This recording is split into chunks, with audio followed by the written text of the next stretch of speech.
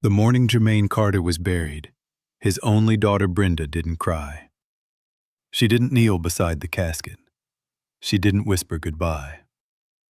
Instead, while the pastor was still reading the final prayer over her father's grave, she was standing in the back of the cemetery, signing the papers to sell the house he had spent 7 years of his life building for her.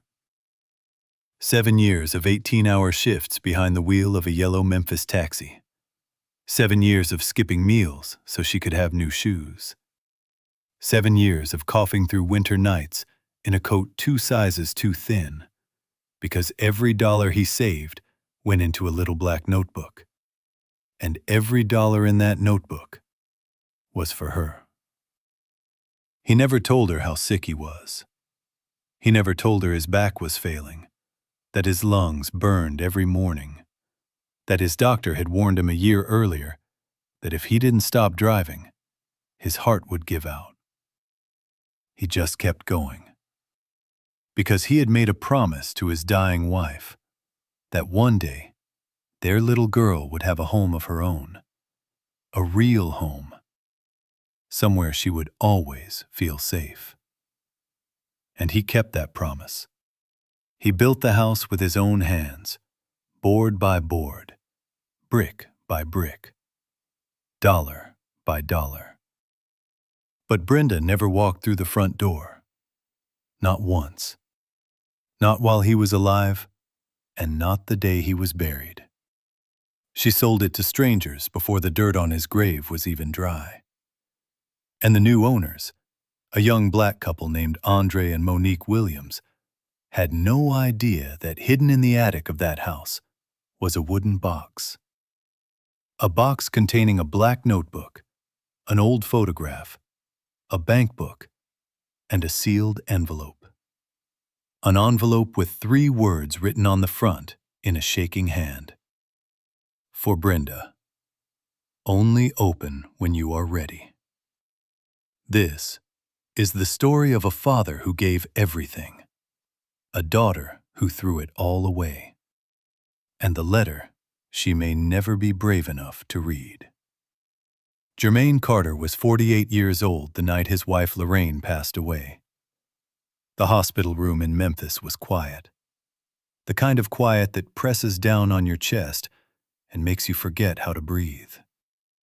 Lorraine had fought the cancer for 2 years, fought it with everything she had, fought it with prayers whispered at 3 in the morning, fought it with a smile she wore even when the pain was tearing her apart from the inside.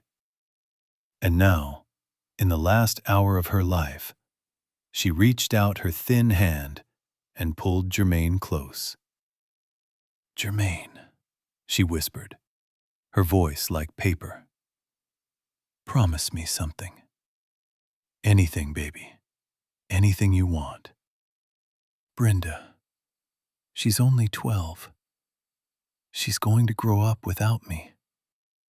A tear rolled down the side of her face and disappeared into the pillow. "I don't want her to grow up feeling like she has nothing to come home to.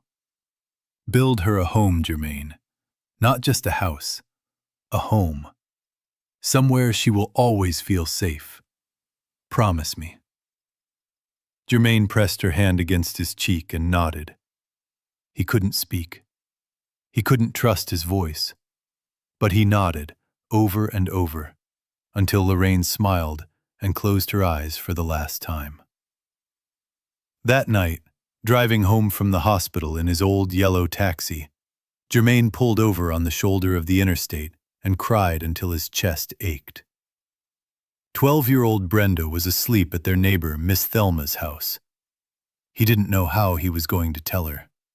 He didn't know how he was going to raise her. He didn't know how he was going to survive without Lorraine. But he knew one thing. He was going to keep that promise. If it took the rest of his life, he was going to build his daughter a home. The next morning, Jermaine opened a small drawer in his bedroom and pulled out a brand new black notebook. On the first page, in careful block letters, he wrote, "For Brenda's home, Day 1." And underneath, he wrote the first entry. The $12 in tips he had earned the night before. $12. It wasn't much, but it was a start. He didn't know it then, but that black notebook would follow him for the next 7 years. Every dollar, every quarter, every crumpled bill a passenger handed him with a smile. It would all go into that book, and it would all go toward the home he had promised to build. Memphis in the summer is a furnace. The kind of heat that shimmers off the pavement and makes your shirt cling to your back before you've walked half a block.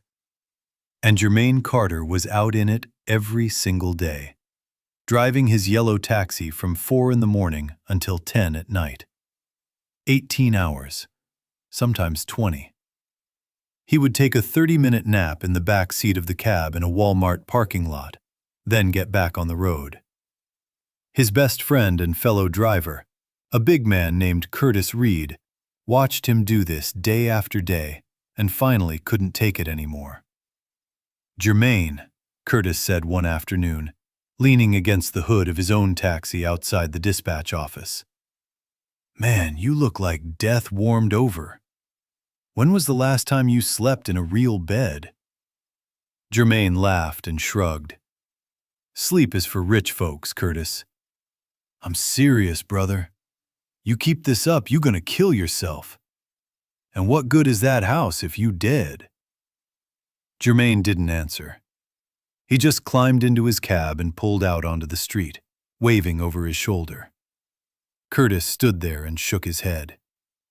He had known Jermaine for 20 years. They had come up together, worked the same streets, sat in the same church pews on Sundays.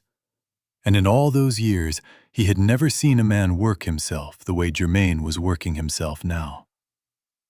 Back at the little rented apartment on Elvis Presley Boulevard, 12-year-old Brenda, soon to be 13, then 14, then 15, would come home from school to an empty living room. Her father was almost never there. Sometimes she would find a plate of food in the microwave with a sticky note. "Ate already. This is for you. Love, Daddy." Sometimes there would be a $20 bill on the counter with another note. "For school lunch this week. Love, Daddy." But the man himself? He was a ghost. She understood at first. She was a smart girl. She knew her mother had died. She knew her father was working hard. And when she was 12, 13, 14, she was proud of him. She would tell her friends at school, "My daddy's a taxi driver. He works harder than anybody's daddy." But somewhere around the time she turned 16, something started to shift. Her friends started getting cars for their birthdays. Their fathers were doctors, lawyers, business owners. They had big houses in the nice part of town with swimming pools and 2-car garages. And Brenda started to feel something she had never felt before. She started to feel ashamed. Ashamed of the little apartment. Ashamed of the yellow taxi parked out front. Ashamed of her father's worn-out shoes and his tired eyes. She would ask her friends to drop her off at the corner instead of in front of her building so they wouldn't see where she lived. She didn't tell her father any of this, but he saw it. He was tired, but he wasn't blind. He saw the way she flinched when he wore his taxi uniform to her school events. He saw the way she stopped bringing friends home. He saw the way she looked at the peeling paint on their kitchen walls, and it broke his heart.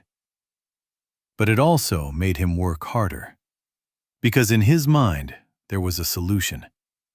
In his mind, there was the house, the home, the promise he had made to Lorraine 7 years ago in that hospital room. All he had to do was finish it. All he had to do was give Brenda a place she could finally be proud of. So he drove, and he drove, and he drove. Miss Thelma Banks lived in the apartment directly below the Carters. She was 62 years old, a retired hospital cafeteria worker, and she had been Lorraine Carter's closest friend for 15 years. When the rain passed, Miss Thelma made a private promise of her own. She would keep an eye on Brenda. Not as a mother, no one could replace Lorraine, but as a watchful presence, someone in that child's corner.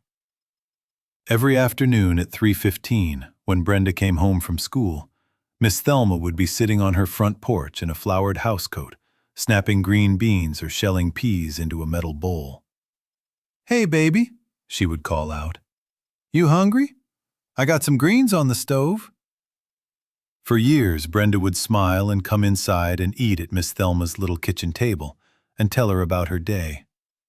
Miss Thelma would listen and nod and slip an extra piece of cornbread onto her plate. But as Brenda got older, the visits got shorter, then rarer. Then they stopped altogether. Miss Thelma noticed. She noticed the new clothes Brenda started wearing, clothes that were too expensive for a teenage girl whose father drove a cab. She noticed the boys pulling up in front of the building in loud cars with tinted windows. She noticed one boy in particular, a tall, smooth-talking young man named Darren Mitchell, 3 years older than Brenda, always dressed in name-brand clothes, always with a gold chain around his neck. One evening, Miss Thelma was sitting on her porch when she saw Jermaine pull up in his taxi, exhausted, his uniform stained with the sweat of an 18-hour day. He climbed the steps slowly, one hand on the railing, breathing hard. "Jermaine," she called out gently, "you got a minute?" He stopped and smiled at her, that tired, kind smile she had known for years. "For you, Miss Thelma, I always got a minute." She patted the chair beside her. He sat down. "Jermaine, I don't want to be in your business, but that girl of yours," she hesitated. "She been hanging around a boy I don't like the look of. Name is Darren." Jermaine nodded slowly. "She mentioned him. I ain't got proof of nothing, but I know that boy's kind. He got that hungry look, like he's always figuring what he can get out of somebody." She looked at him sideways. "You need to talk to her. Really talk to her, before it's too late." Jermaine sighed and rubbed his face with his hand. "I know, Miss Thelma. I know. I don't hardly see her no more. I leave before she wakes up. I get home after she's asleep. I keep telling myself, once the house is done, once we move in, we'll have time. We'll be a family again." Miss Thelma reached over and squeezed his hand. "Jermaine, honey, time don't wait on nobody, and that house ain't gonna raise your daughter." He didn't have an answer for that. He just squeezed her hand back and pushed himself up out of the chair and went upstairs. That night, he sat on the edge of his bed with the black notebook in his hands, and he stared at the numbers for a long, long time. Then he opened it and wrote another entry. $47 in tips, $82 in fares. Total to date, $89,412. He was so close to the goal, just a little more, just a few more months. Then everything would be different. He didn't know it, but downstairs, at that exact moment, Brenda was sneaking out the back door of the building. Darren's car was waiting at the curb. She climbed in, and he leaned over and kissed her, and asked her the same question he asked her every night. "So, yo daddy come up with that money yet?" Darren Mitchell had grown up 2 neighborhoods over, on a street where nothing ever came easy. His mother had worked 2 jobs. His father had disappeared before he was old enough to remember him, and from the time he was 12 years old, Darren had made himself one promise. He was never going to be poor. He didn't care how. He didn't care who got hurt. He was going to have money, and he was going to have it fast. He met Brenda Carter at a party when she was 17 and he was 20. He noticed her the moment she walked in, pretty, quiet, a little uncertain, wearing clothes that were nicer than her surroundings suggested she could afford. He asked around about her. He found out her father drove a cab. He found out her mother had died years ago. He found out her father had been working non-stop, saving up for something big. That was all he needed to hear. He walked over to her that night with a smile that could sell ice to a snowman. Within a month, they were dating. Within 3 months, Brenda was telling him everything. About her father, about the little black notebook she had seen him writing in for years, about the property her daddy had bought on the edge of town, and the house he was slowly building on it with his own 2 hands on his rare days off. Darren listened, and Darren smiled, and Darren started planning. "Baby," he would say, holding her hand and looking into her eyes with fake tenderness. "Your daddy love you, he really do. But you know what love look like? Real love? Real love is a father who take care of his daughter now. Not in some house he's still building. Not in some pile of money he hiding in a notebook. Real love is buying you nice things, taking you nice places. And I don't see him doing none of that." "He's tired, Darren. He works so hard." "Working hard for what? For a house you don't even want to live in?" "Baby, listen to me. When that house is done, and it will be done soon, you need to think about what you want, not what he wants. What you want. You want to be stuck in some little house on the edge of town for the rest of your life? Or you want to sell it, take that money, and start living?" He planted these seeds carefully over months and months. He never pushed too hard. He just kept dripping the poison in, 1 drop at a time. And Brenda, who was young and lonely and confused and hungry for someone to pay attention to her, Brenda drank it in. By the time she was 19, she barely spoke to her father anymore. When she did, it was to ask for money or to complain about something. She had moved out of the apartment and into a place with Darren. She had stopped going to church. She had stopped visiting Miss Thelma. She had, in every way that mattered, become a stranger. But Jermaine kept the promise. He kept driving. He kept saving. He kept building. Because in his heart, he still believed. He believed that when the house was finished, when he could hand her the keys and show her what he had done for her, everything would be different. She would remember. She would come back to him.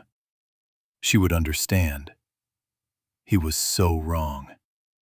And he had no idea. The house sat on a quiet street called Mulberry Lane on the edge of a working-class neighborhood in South Memphis. It wasn't a mansion. It wasn't fancy. But it was beautiful in the way that only something built with love can be beautiful. 2 stories, a wide front porch with a swing, a little garden in the back where Jermaine had planted rose bushes because Lorraine had loved roses. Jermaine had bought the empty lot 7 years ago, right after Lorraine's funeral, with the small life insurance policy she had left behind. He had paid it off in full. No mortgage, no debt. The land was Brenda's, free and clear, the day he signed the papers. And then, slowly, 1 weekend at a time, 1 paycheck at a time, he built the house. He wasn't a contractor. He had learned everything from library books, from YouTube videos on his cracked old phone, from a retired carpenter at his church named Mr. Willis, who came out on Saturdays to help him for no charge. He laid the foundation himself. He framed the walls himself. He climbed up on that roof at 53 years old and hammered down the shingles in the July heat, sweat pouring down his back, his heart pounding in his chest so hard he had to sit down every few minutes to catch his breath. Curtis came out one Sunday afternoon and found him lying flat on his back in the front yard, staring up at the sky, breathing hard. "Jermaine, Curtis ran to him. "Man, what happened?" Nothing. Jermaine waved him off. "Just got a little dizzy. Stood up too fast." "How long you been out here?" "Since sunrise." Curtis sat down in the grass next to him. "Brother, you gotta stop. You gotta rest." "I'm almost done, Curtis. Look at it." He pointed up at the house. "Look what I built. My little girl gonna have her own home. You know how many black families in this country don't own nothing? Nothing at all? Landlords own where they live. Banks own their cars. They ain't got nothing to pass down. Nothing." His voice cracked. "But Brenda gonna have this house, this land. Ain't nobody gonna take it from her. Ain't nobody gonna raise her rent. Ain't nobody gonna kick her out. This is hers. Forever." Curtis looked over at his friend and saw the tears rolling down the sides of his face into the grass. "Jermaine," he said softly, "have you shown it to her? Have you brought her out here?" Jermaine shook his head. "Not yet. Not till it's finished. I want it to be perfect. I want her to see it when it's perfect." Curtis didn't say anything, but in his heart he had a bad feeling. A very bad feeling. Because Curtis had run into Brenda a few weeks back. She had been at the mall with that boyfriend of hers. He had said hello, and she had barely looked at him, and Darren had leaned over and whispered something in her ear, and they had walked away laughing. Curtis didn't tell Jermaine. He couldn't. It would have broken the man's heart. So, Jermaine kept building, and the house on Mulberry Lane got closer and closer to being finished. And in the attic, Jermaine started placing a few things. Just quiet, private things. Things he wanted Brenda to find one day. A wooden box he had made with his own hands. Inside the box, the black notebook, 7 years of records. His bank book, with a savings balance that would surprise her. An old photograph of him and Lorraine on their wedding day. And a sealed envelope. On the front of the envelope, in his shaking handwriting, "For Brenda. Only open when you are ready." He put the box in the attic. He covered it with an old blanket. And he told himself that one day, when the time was right, when she was ready, when she was old enough to understand, he would tell her about it. He never got the chance. It happened on a Tuesday morning. Jermaine had been driving since 4 a.m. He had picked up a family at the airport, then a businessman at a hotel, then an elderly woman going to a doctor's appointment. It was around 11 when he pulled up at a red light on Union Avenue and felt something strange in his chest. A tightness. A weight. Like someone had put a heavy stone on top of him. He tried to take a deep breath. He couldn't. His vision went blurry. The steering wheel felt very far away. The light turned green. The cars behind him started honking. He didn't move. A young man in the crosswalk saw the taxi sitting there and looked in the window and saw an older black man slumped over the wheel. He ran over and pulled the door open. Sir, can you hear me?" Jermaine mumbled something. The young man called 911. 15 minutes later, Jermaine was in an ambulance on the way to Regional 1 Hospital. 20 minutes after that, he was in the emergency room, hooked up to monitors, an IV in his arm, a doctor standing over him with a clipboard. "Mr. Carter, do you have any family we can call?" Jermaine's voice was weak. "My daughter, Brenda Carter." They called her 3 times. She didn't pick up. On the 4th try, Darren answered. He listened to the nurse for a moment, then said, "Yeah, all right, we'll head over there," and hung up. He didn't tell Brenda for 2 hours. When he finally did, he made it sound like it wasn't a big deal. "Your daddy in the hospital again. They said he passed out driving. He fine, though. Doctors got him." "Should I go?" Darren shrugged. "Up to you, baby. You know how he is. Always something. You gonna be back to work by tomorrow?" She went, eventually. She showed up at the hospital that evening, 4 hours after the call. She walked into the room, and her father, hooked up to tubes, his face gray, his hair thinner than she remembered, opened his eyes and smiled at her. "Baby girl." "Hi, Daddy." He reached out his hand. She didn't take it right away. She stood at the foot of the bed with her arms crossed. "How you feeling?" "I'm okay, just tired. Doctors say I gotta take some time off." He paused. "Baby, I gotta tell you something. Something important. The house. Daddy, can we talk about it later? I gotta get back. Darren's waiting downstairs." Something in his face changed. A little light went out. "Oh, okay. Yeah, we'll talk about it later." She stayed for another 5 minutes. She didn't sit down. She didn't take his hand. She didn't ask him what he wanted to tell her. When she left, she walked out into the parking lot, and Darren was leaning on his car, and he asked her, "So, he told you where the money at yet?" "He tried to. I told him we'd talk about it later." Darren grinned and put his arm around her. "Aye, that's fine. He gonna come home. He gonna tell you soon enough." Jermaine went home from the hospital 3 days later. He was supposed to rest for a month. He was on the road again in a week, because he had to finish the house. He had to, and there was nobody else to pay the bills. 6 weeks after that, on a cold February morning, Curtis called Jermaine's phone and got no answer. He called again, and again. He drove over to the apartment. He knocked on the door. Nothing. Miss Thelma came out of her apartment. "Curtis, what's wrong?" "He ain't answering. Something ain't right." They got the landlord.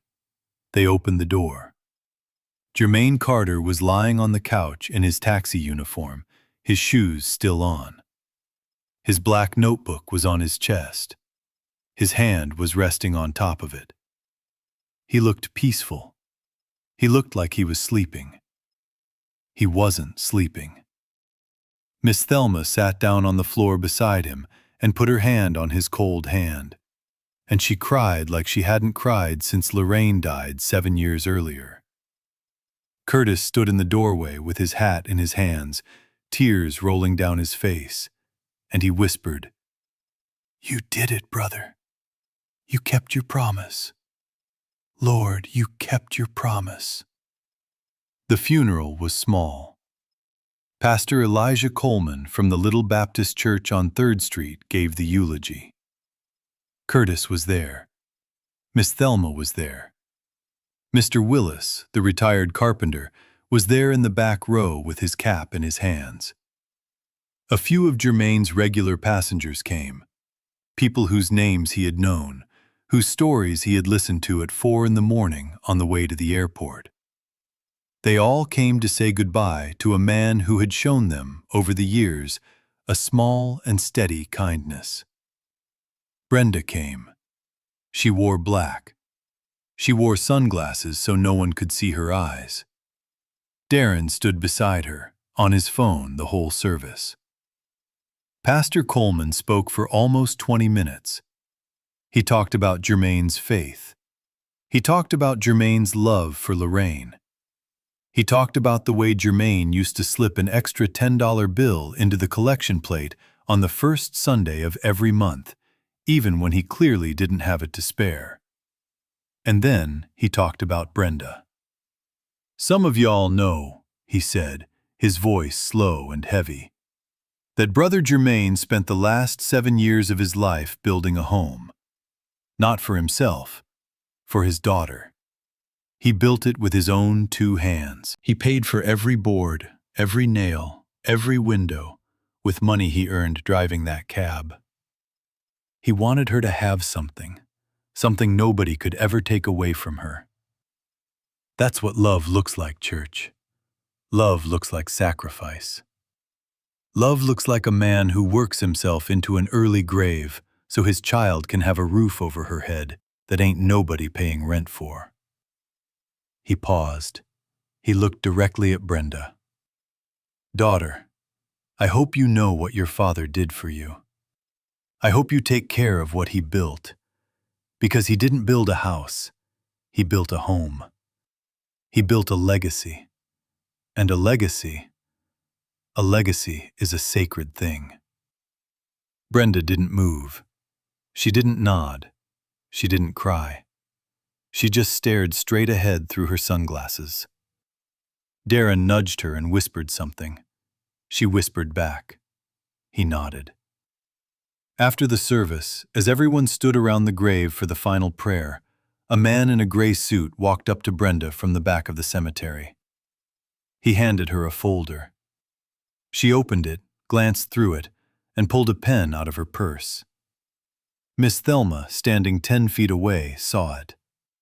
She saw Brenda sign her name on a piece of paper right there, in the shade of an oak tree, while the pastor was still speaking over her father's grave. Miss Thelma walked over. Her whole body was shaking. Brenda, baby, what are you doing? Brenda didn't look up. Selling the house, Miss Thelma. What? The house, on Mulberry Lane. Darren found a buyer, cash offer. We're signing today. Child, your daddy just died. He ain't been in the ground an hour. What are you doing? Brenda finally looked up. Her eyes behind the sunglasses were flat, empty. I don't want the house, Miss Thelma. I never wanted it. I want the money. Miss Thelma took a step back like she had been slapped. She looked at Darren. Darren smiled at her, that same hungry smile she had warned Jermaine about years ago. She turned around and walked away. She walked all the way across the cemetery to where Curtis was standing by his car. She grabbed his arm and she told him what she had just seen. And Curtis, big, strong Curtis, sat down on the curb and put his head in his hands and wept. Because they both understood, at that moment, that Jermaine Carter had died for nothing. Or at least, that's what it looked like. Andre and Monique Williams had been married for 3 years, both in their late 20s, both hard-working, both saving carefully for their first home. Andre was a mechanic. Monique was a nurse at Methodist Hospital. They had been looking at houses for 6 months, and nothing had felt right. Everything was too expensive, or too small, or in the wrong neighborhood. Then their real estate agent called them one Monday morning. I got one you gotta see. Cash sale. Owner just passed. Daughter wants to sell fast. Price is way below market. This one is a gift. The next day, they drove out to Mulberry Lane. Monique gasped when she saw it. Andre, baby, look at this porch. They walked through every room. The kitchen was small but beautifully finished. The bathrooms had brand new tile. The hardwood floors were polished to a shine. The backyard had a garden with rose bushes just starting to bloom. Andre ran his hand along the door frame. Baby, somebody built this by hand. Look at this trim. This ain't factory work. Somebody loved this house. They bought it a week later. They moved in a month after that. For the first few weeks, they were just settling in, painting the bedrooms, unpacking boxes, arguing over where to put the couch. It wasn't until they had been in the house for almost 2 months that Andre finally climbed up into the attic to run a new cable line. He was up there with a flashlight, tracing wires along the beams when he stepped on something soft. He looked down. It was an old blanket. Under the blanket was a wooden box. He picked it up. It was heavy. It was handmade. The joints were dovetailed. The wood was oak. The finish was smooth and dark. On the top, someone had carved 2 initials into the wood. J.C. He carried it downstairs. Monique, baby, come look at this. She came out of the kitchen, drying her hands on a dish towel. He set the box on the kitchen table. They opened it together. Inside, they found a black notebook, a small blue bank book, an old photograph of a young black couple on their wedding day, the bride in a simple white dress, the groom in a rented suit, both of them beaming, and a sealed envelope, yellowed slightly with time. On the front, written in a shaking hand, "For Brenda. Only open when you are ready." Monique picked up the notebook and flipped through it. Page after page of dates, numbers, entries. 7 years of entries. At the bottom of the last page, a total: $186,432. She looked up at Andre with tears already forming in her eyes. "Andre, baby, this was his life. This was his whole life in this box."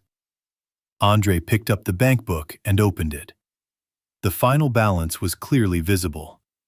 He whistled softly. "Monique, this man saved $186,000 driving a taxi. On top of building this whole house. This man..." They sat down at the kitchen table and they read through the notebook together. Every entry, every tip, every fare, every note in the margins. "Slow day, only $47. Big tipper today, blessed me with $80. Long shift, body hurts, but we closer." And then, on one of the pages near the back, in the margin, they found something that made Monique put her hand over her mouth. "Been coughing again. Doctor says my heart tired. But I can't stop. Brenda need me to finish. She don't know how close we are. Soon, baby. Soon." Andre and Monique looked at each other across the table. Neither one of them said anything for a long time. Finally, Monique spoke. "We have to find her. We have to find his daughter. She needs to know." Andre nodded slowly. Yeah, we do. But baby, what if she already knows? What if she knew all of this and she still sold the house?" Monique shook her head. "No, nobody could know all this and still do that. Nobody." She was wrong, but she didn't know that yet. The next morning, Andre called their real estate agent, a friendly older woman named Patricia. "Patricia, I need to get in touch with the seller, the daughter." There was a pause on the other end of the line. "Andre, honey, that's unusual. Is something wrong with the house?"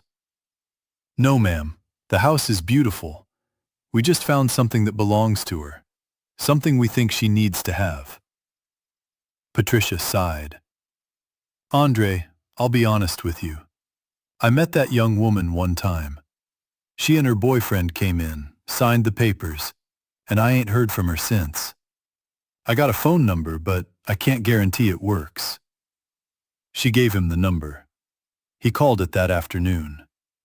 It rang 4 times and went to a generic voicemail. He left a message. "Hi, this message is for Brenda Carter. My name is Andre Williams. My wife and I bought the house on Mulberry Lane. We found some items in the attic that belonged to your father. Personal things. Important things. We would really like to get them to you. Please call us back." He left his number.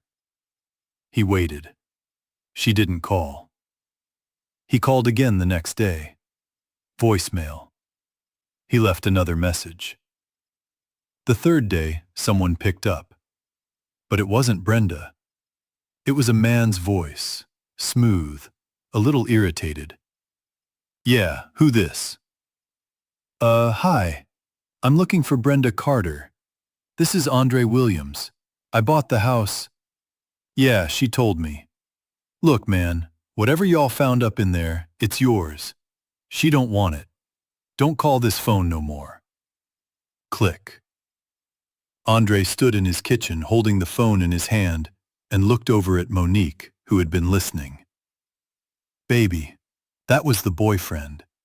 He said she don't want any of it. Monique put down the dish she was drying. Andre, that can't be true. Nobody would. That's what he said. She sat down at the table and stared at the wooden box that had been sitting there all week. She reached out and touched the sealed envelope. Andre, what are we going to do? Andre sat down across from her. He was quiet for a while. Then he said, "You know what my grandmother used to say? She used to say, 'Some doors ain't ours to open. Some letters ain't ours to read.' That letter say, 'For Brenda, only open when you are ready.'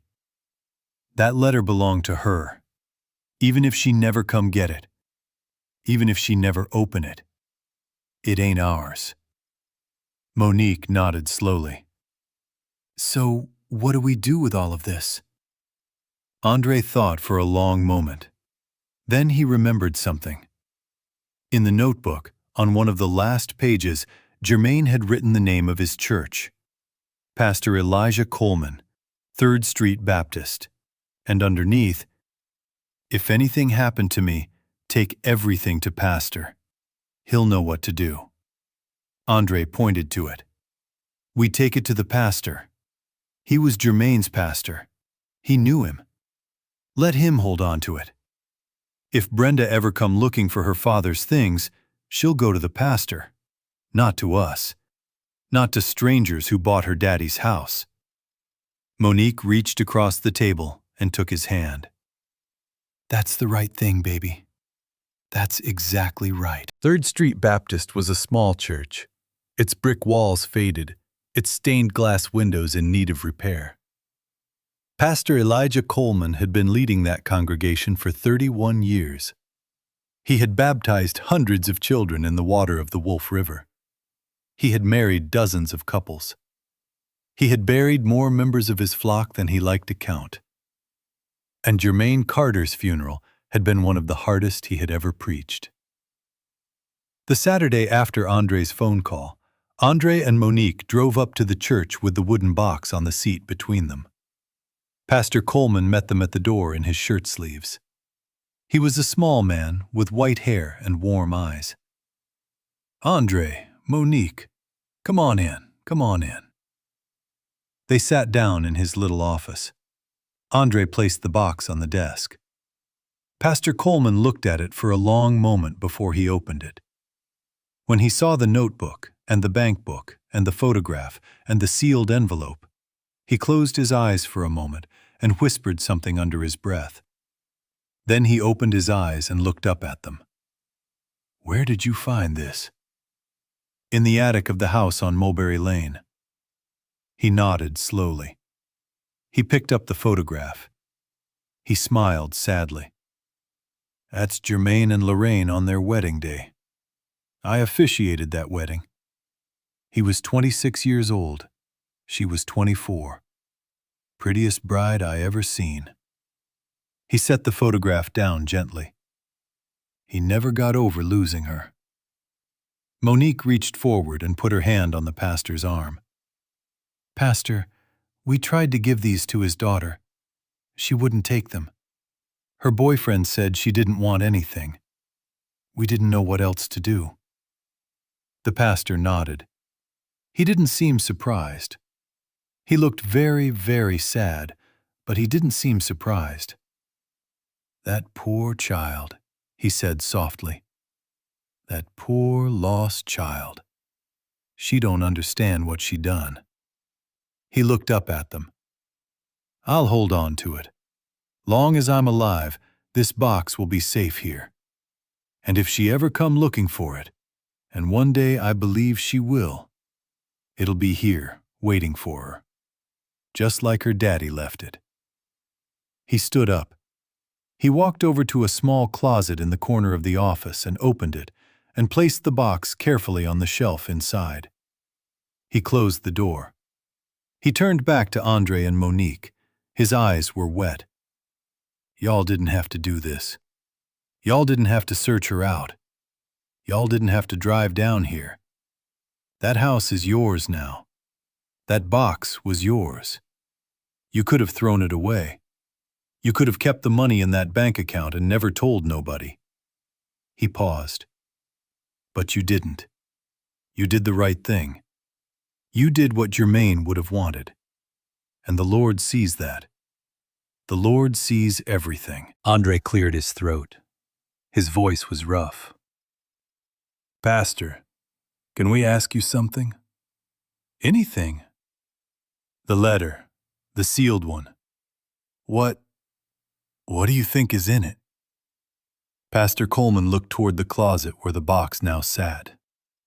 He was quiet for a long time. Then he said, "I don't know. And I don't need to know. That letter is between a father and his daughter. And one day, when she is ready, if she is ever ready, she will come here, and she will open it, and she will know." Monique wiped her eyes. "Pastor, do you think she'll ever come?" The pastor smiled sadly. "Daughter, in 31 years of ministry, I have learned one thing. God is patient. Grief is patient. And truth is patient. Sometimes it takes a person a whole lifetime to be ready to face what they done. Sometimes it takes till they on their own deathbed. But if she got any of her father in her, and I believe she got more of him in her than she know, one day she will walk through that door, and this box will be waiting for her." The house on Mulberry Lane had sold for $340,000, cash. After the real estate agent's commission and a few small fees, Brenda walked away with just over $315,000. She and Darren had never seen that kind of money in their lives. The first thing Darren did was buy a car. Not a practical car, a used Mercedes. $62,000, gone in an afternoon. Then he wanted a bigger apartment. So they moved into a 2-bedroom in a nicer part of town, $3,000 a month in rent. Then he wanted a watch, a gold chain, new clothes, a trip to Miami, a trip to Vegas. Brenda tried to slow him down. Once. She said, "Darren, we need to be careful. This money's supposed to last us." He looked at her like she was crazy. "Baby, this is a taste. This ain't real money. Real money don't sit in a bank account collecting dust. Real money moves. Real money makes more money. Trust me." He had ideas. He wanted to start a business. He wanted to invest in a nightclub with his cousin. He wanted to buy a house of his own, in his name. He wanted. And Brenda, still numb from a grief she wouldn't admit she was feeling, kept saying yes. The nightclub investment failed within 4 months. $50,000, gone. The car got repossessed a year later.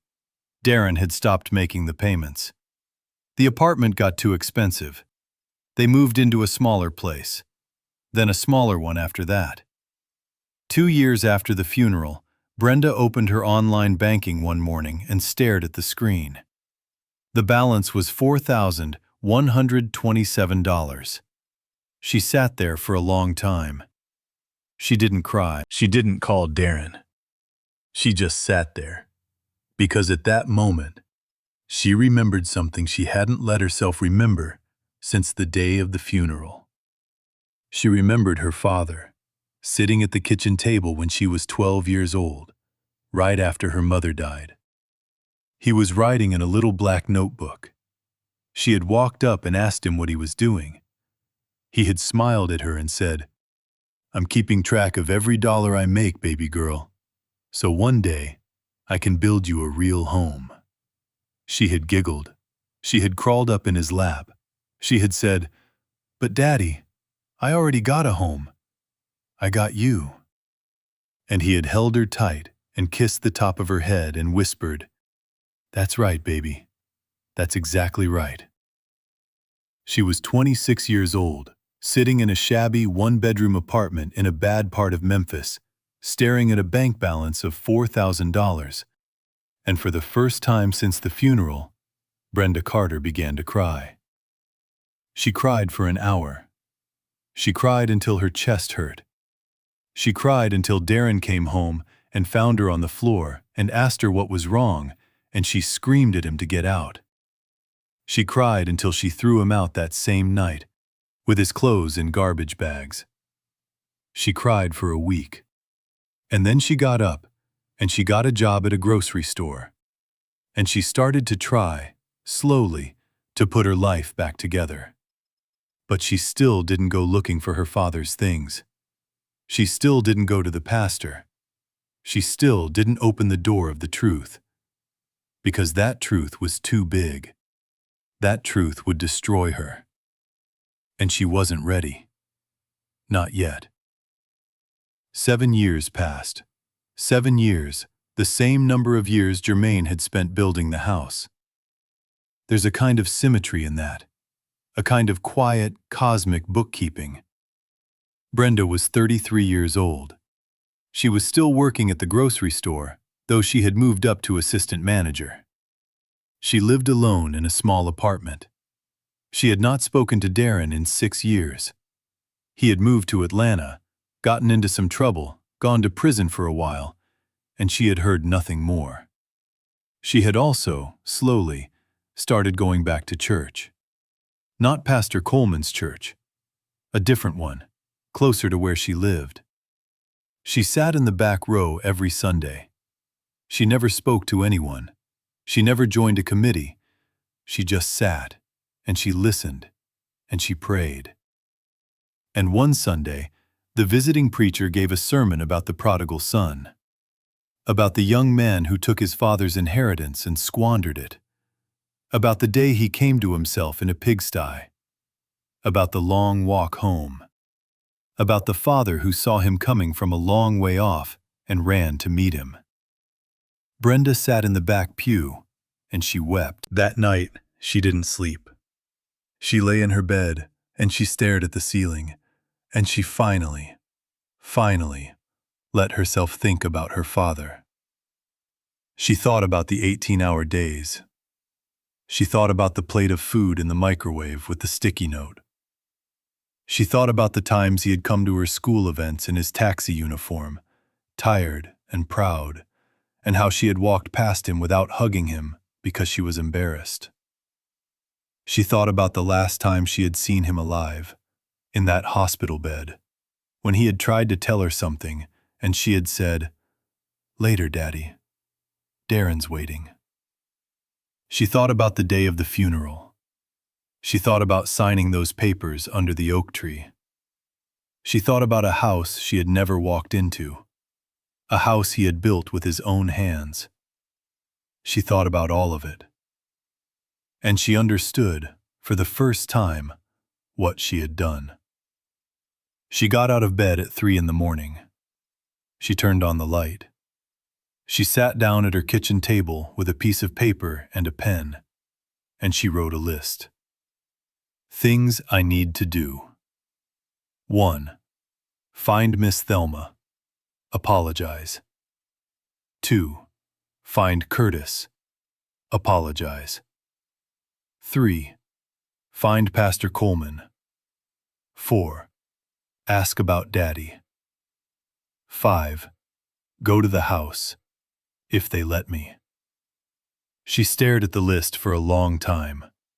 Then she folded it carefully and put it in her purse. The next Saturday morning, she got in her old used Toyota and she drove across town. She drove down streets she hadn't seen in years. She parked in front of the little apartment building on Elvis Presley Boulevard where she had grown up. Miss Thelma still lived on the first floor. She was 76 now. She was sitting on her porch in a flowered housecoat, snapping green beans into a metal bowl. Some things don't change. Brenda walked up the sidewalk slowly. Miss Thelma looked up. She recognized her. She didn't smile. She didn't speak. She just looked. Brenda climbed the porch steps. She stopped. She swallowed hard. Miss Thelma? Miss Thelma waited. Miss Thelma, I ain't got no excuse. I ain't come here to make one. I came to say I'm sorry. For everything. For what I did to my daddy. For how I ignored you. For all of it. I'm sorry, Miss Thelma. I know it don't fix nothing. I know it don't bring him back. But I had to say it. Just Thelma set down her bowl of green beans. She looked at this 33-year-old woman standing on her porch, and for the first time in 7 years, she saw Brenda Carter. Not the cold, arrogant girl at the funeral, but the little girl who used to come home from school and eat cornbread at her kitchen table. Miss Thelma stood up slowly. She walked over to Brenda, and she opened her arms. Brenda fell into them and sobbed like a child. Miss Thelma made her a cup of tea. They sat in the little kitchen and they talked for 3 hours. Miss Thelma told her everything. About the years Jermaine had worked. About Curtis coming over that Sunday and finding him lying in the grass. About the night he had died, and how they had found him on the couch with the black notebook on his chest. And then Miss Thelma told her about the box and the letter. They took it to Pastor Coleman, she said quietly. Miss Andre and Miss Monique, the young couple that bought the house. They found it in the attic. They tried to give it to you. You wouldn't take their calls. Brenda closed her eyes. I remember. Darren said they was probably trying to scam us. Miss Thelma didn't say anything. Brenda opened her eyes. The letter. What's in the letter? Nobody knows, baby. Pastor said it's between you and your daddy. He kept it in his office. All these years, he been holding it for you. Waiting. Brenda wiped her eyes. She sat there for a long time. Then she said, Miss Thelma, will you come with me? Where, baby? To see Pastor Coleman. I don't think I can do it by myself. Miss Thelma reached across the table and took her hand. Of course, baby. Of course I'll come with you. They drove down to 3rd Street Baptist that same afternoon. Pastor Coleman was in his office going over the next Sunday's sermon. He looked up when Miss Thelma knocked on the open door. He saw who was standing behind her. He put down his pen. He didn't seem surprised. He almost smiled. Brenda Carter, he said softly. I have been waiting for you for 7 years. She couldn't speak. She just nodded. He stood up. He walked over to the closet in the corner. He opened it. He reached up to the shelf. He pulled down the wooden box with the initials J.C. carved into the top. He carried it over to the desk. He set it down in front of her. Everything is here, daughter. The notebook, the bank book, the photograph, and the letter. He paused. The bank book. I want you to know something. Whatever's in that account, it's still there. Nobody touched it. Your daddy set it up so it would just sit and collect interest if he wasn't around to manage it. It's yours. It's been yours the whole time. Brenda started to cry again. She couldn't help it. Pastor Coleman came around the desk. He put a gentle hand on her shoulder. But before you look at any of that, before you count the money, before you read the ledger, I want you to read the letter first. That's what your father wanted. That's why he sealed it. That's why he wrote on the front, Only open when you are ready. Brenda looked up at him through her tears. Am I ready, Pastor? How do I know if I'm ready? Pastor Coleman smiled, a slow, kind, sad smile. Baby, if you weren't ready, you wouldn't be here. Miss Thelma took Pastor Coleman's arm, and they walked out of the office together, leaving Brenda alone. She sat at the desk. The wooden box was in front of her. The sealed envelope was on top. She looked at her father's handwriting on the front. For Brenda, only open when you are ready. Her hands were shaking so badly she could hardly pick it up. But she did. She slid her finger under the flap. She broke the seal. She unfolded the paper inside. The letter was written in pencil, in her father's careful block letters, on lined notebook paper. It was 2 pages long. This is what it said. My dearest Brenda, if you are reading this, then I am gone. I am sorry, baby girl. I wanted to be here longer. I wanted to walk you down the aisle. I wanted to hold your babies. I wanted to sit on the front porch of the house I built for you and drink lemonade with you on a summer evening, and just look at you and tell you how proud I am of you. But if the Lord took me before I could do all that, I want you to know some things. First, I never blamed you for being angry with me. I know I wasn't there. I know I worked too much. I know you needed me, and I was always out driving that cab. I hope one day you will understand that every hour I was gone, I was working for you. I was building for you. Every single dollar in that black notebook was for you. Second, the house is yours. I built it with my own hands. It is paid for. There is no mortgage. There is no debt. The land is in your name. Nobody can ever take it from you. This is my gift to you, and it is also your mother's gift, because I built it to keep the promise I made to her the night she died. She wanted you to always have a home. Now you do. Third, in the bank book you will find some savings. It is not a lot of money in the world, but it is a lot to me. Use it wisely, baby girl. Do not let anybody talk you into wasting it. That money represents 7 years of my sweat, 7 years of my back, 7 years of my life. Please, please, use it to build something good. Fourth, and this is the most important. Baby girl, please forgive yourself. If you are reading this, and if you are crying, and if you are hurting because you feel like you did me wrong, please, please forgive yourself. I forgave you a long time ago. I forgave you every single night when I came home and you were already asleep. I forgave you every time you rolled your eyes at me. I forgave you every time you were embarrassed of me. There was never anything to forgive, because a father's love is not something you have to earn. It is a gift.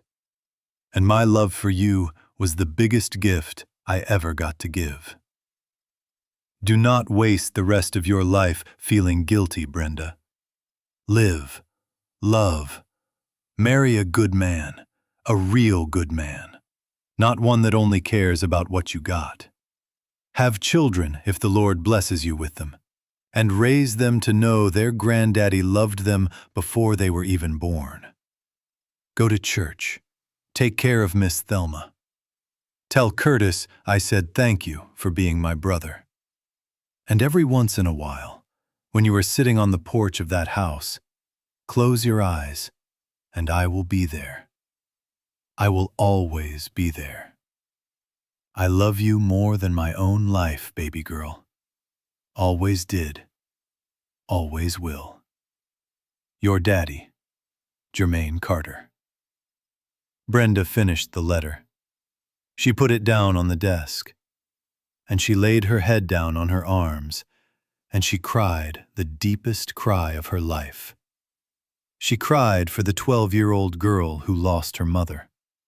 She cried for the 16-year-old girl who let a boy poison her heart. She cried for the 26-year-old girl who signed those papers under the oak tree. She cried for the father who had loved her all along. She cried for the house she had sold before ever walking through the door. But she also cried a different kind of tears. Because in that letter, in her father's own handwriting, was forgiveness. A gift she had not earned. A gift he had been holding for her in that sealed envelope, in that wooden box, in that quiet attic, in the closet of a small church, for 7 long years. Pastor Coleman opened the door softly. Miss Thelma was beside him. Brenda looked up. Her face was wet, but she was smiling. "Pastor," she whispered, "I want to come back. I want to come home." Pastor Coleman nodded. His own eyes were wet. "Welcome home, daughter. Welcome home." Every year in the United States, an estimated 3.5 million elderly Americans are financially exploited, most often by their own family members, and often through the manipulation of people they love and trust. Every year, thousands of parents die without wills, leaving their life's work to be squandered by children who never understood the sacrifice behind it. Jermaine Carter was one story. A fictional story, yes, but a story rooted in truths that play out in real families every single day. A father who gave everything. A daughter who threw it away. And a letter that waited 7 years in a wooden box, until the daughter was finally ready to read the truest words a parent ever wrote. If this story moved you, share it with someone you love. Call your father. Call your mother. Call the person who worked long hours so you could have a life. Tell them thank you. Tell them you see them. Tell them while there is still time. Because there will come a day, for all of us, when time runs out. And on that day, the only thing that will matter is whether love was spoken while it could still be heard. Thank you for watching. If this story touched your heart, please like, share, and subscribe. And leave a comment below. Who is the person in your life you need to call today?